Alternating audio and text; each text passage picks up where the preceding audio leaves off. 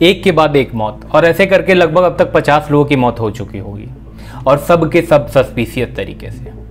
ये कहानी एक ऐसे ही स्कैम की है कि इसके इर्द गिर्द जो भी आता, आई रिपीट, जो भी आता उसकी मौत हो जाती बेहद ही सस्पिशियस तरीके से। जैसे किसी की मौत चाय पीते पीते, किसी ने बेवजह सुसाइड कर लिया, किसी की मौत होटल में हो जाती, और कई लोगों की मौत बेहद ही बेरहमी तरीके से होती है। जैसे किसी की लाश मिलती है घर के गार्डन में जिंदा जलाया हुआ, किसी की बॉडी मिलती है रेलवे ट्रैक्स के बगल में, जैसा ऐसा लगता है किसी ने धक्का दे दिया। इस स्कैम में लगभग अब तक 2200 से ज़्यादा लोगों को गिरफ्तार किया जाता है, जिसमें से पुलिस, डॉक्टर्स, सिविल सर्वेंट के लोग, स्टूडेंट्स और प्रोफेसर भी शामिल हैं।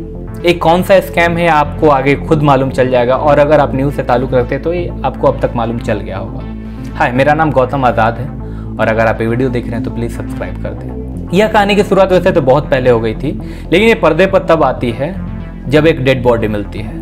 7 जनवरी 2012 की रात को एमपी के एक गांव में एक स्टेशन मास्टर को एक डेड बॉडी मिलती है रेलवे ट्रैक्स के बगल में। उसने उस डेड बॉडी को बगल के मुर्दा घर में भेजा, जहां पे उसकी पोस्टमार्टम होती है। पोस्टमार्टम में बताया जाता है कि उसके नाक में कुछ सूखे हुए खून मौजूद थे, उसके जीभ दोनों जबड़ों के बीच दबी हुई थी, उसके आगे के 2 दांत गायब थे, उसके चेहरे पे खरोच के निशान थे, ऐसा लग रहा था जैसे किसी ने जबरदस्ती की हो, उसके निचले होठ पे चोटें थी, और उसे होमिसाइड करार कर दिया गया था। 2 हफ्ते बाद उस डेड बॉडी की पहचान होती है नम्रता दामोर के नाम से, जो कि महात्मा गांधी मेडिकल कॉलेज की एक स्टूडेंट थी, और उस डेड बॉडी की पहचान उसके पिता खुद मेहता दामोर करते हैं, जो कि स्कूल टीचर थे। डेड बॉडी मिलने के बाद नम्रता दामोर के पिता एक प्रॉपर इन्वेस्टिगेशन की डिमांड करते हैं, लेकिन पुलिस ने इसे सुसाइड बताकर केस को क्लोज कर दिया। इस नाम को आप याद रखें, नम्रता दामोर, क्योंकि इसका जिक्र आगे भी होने वाला है। ठीक 3 साल बाद जुलाई 2015 में आज तक एक जर्नलिस्ट अक्षय सिंह मध्य प्रदेश पहुंचते उस स्कैम की जानकारी लेने के लिए कि क्या है इस स्कैम में, ऐसा क्या है इस स्कैम में कि इसके इर्द गिर्द जो भी आ रहा है उसकी मौत हो जा रही है,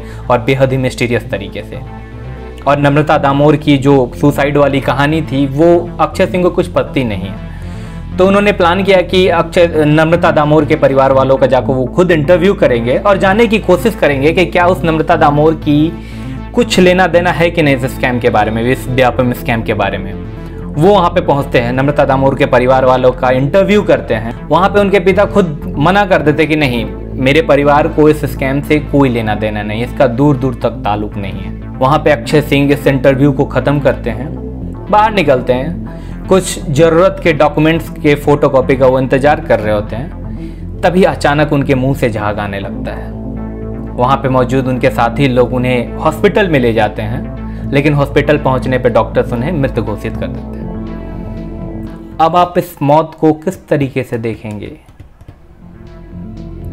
और इस स्कैम के बीच मध्य प्रदेश उस वक्त जो होम मिनिस्टर थे बाबुल गौर, उनका एक स्टेटमेंट आता है कि उस धरती पे जो लोग आए हैं वो लोग एक दिन जाएंगे।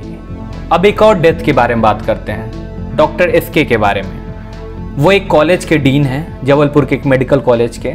उन्हें इस स्कैम से दूर दूर तक कोई लेना देना नहीं है, लेकिन उन्हें मालूम पड़ता है कि उनके ही कॉलेज में कुछ स्टूडेंट्स ऐसे हैं जो फर्जीवाड़े तरीके से दाखिला लिए हैं।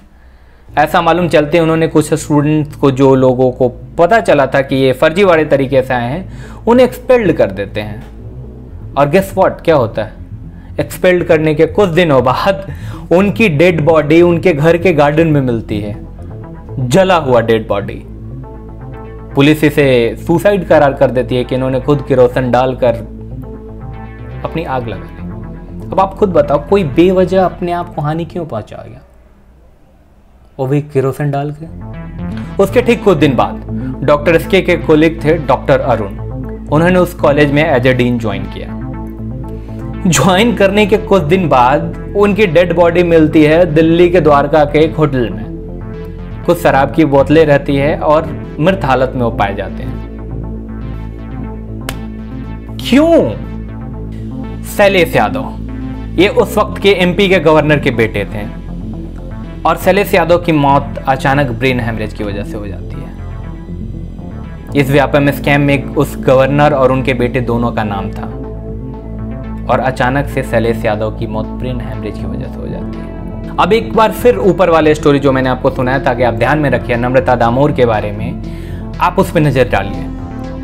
शुरुआत में डेड बॉडी मिलती है, पोस्टमार्टम होते हैं, पोस्टमार्टम की रिपोर्ट आती है, डेड बॉडी का पता चलता है कि किसका डेड बॉडी है। पुलिस ने उसे सुसाइड करार कर दिया था, केस क्लोज हो गया था।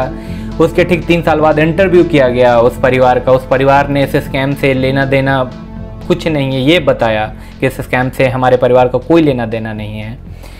लेकिन यहाँ पे एक ट्विस्ट आता है।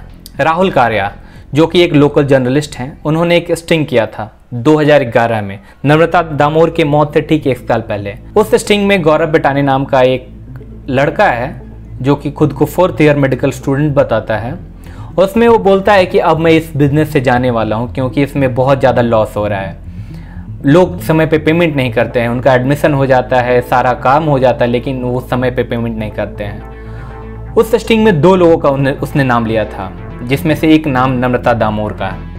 उन्होंने बताया कि लास्ट ईयर उसने एडमिशन लिया था लेकिन अभी तक उसने पेमेंट नहीं किया है। 2011 की बात है, उसकी मौत 2012 में होती है।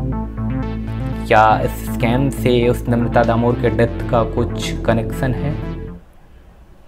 I don't know. इस केस में बहुत सारे मौत अभी भी मिस्ट्री ही है। सीबीआई के हवाले केस है, कुछ रिपोर्ट्स भी आई है अभी तक, लेकिन इस सारी मौतें की जानकारी अभी तक नहीं मिली है। अब आपको क्या लगता है इस मिस्टीरियस डेथ के बारे में? हमें कमेंट सेक्शन में बताएं। और अभी तक आपने सब्सक्राइब नहीं किया है तो प्लीज़ सब्सक्राइब कर लें।